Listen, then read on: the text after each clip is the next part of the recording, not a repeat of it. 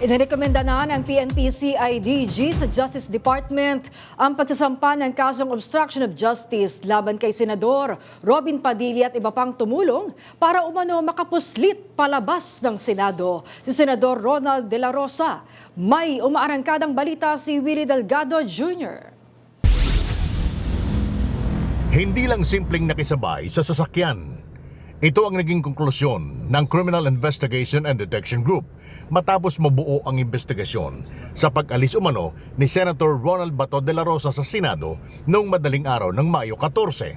Sa findings ng CIDG, isa umano itong organisado at planadong pagkilos para hindi mamalayang nakalabas na ng gusali ng Senado si de la Rosa. Bukod kay Padilla, inaalam na din ng CIDG ang iba pang sangkot sa pagtulong kay de la Rosa.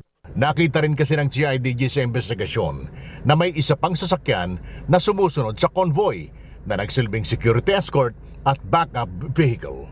Ayon sa CIDG, maaaring ituring na direktang pagharang sa pagkapatupad ng batas at paghadlang sa proseso ng hustisya. Una lang sinabi ni Senator Padilla na nakisabay lamang sa kanya si De La Rosa at ibinabaraw niya sa Makati. Wala na raw siyang alam kung saan dumiretso ang senador. Wala rin daw humarang o pumigil sa kanilang pag-alis sa Senado kahit napakaraming pulis at security personnel sa lugar. Samantala, sinabi ng DOJ na sinusuri na rin nila ang mga naging pahayag ni Padilla, kabilang ang kanyang mga naging pag-amin kaugnay sa pagkawala ni De La Rosa. Ako si Willie Delgado Jr. ng PRTV News, nagseserbisyo para sa Pilipino.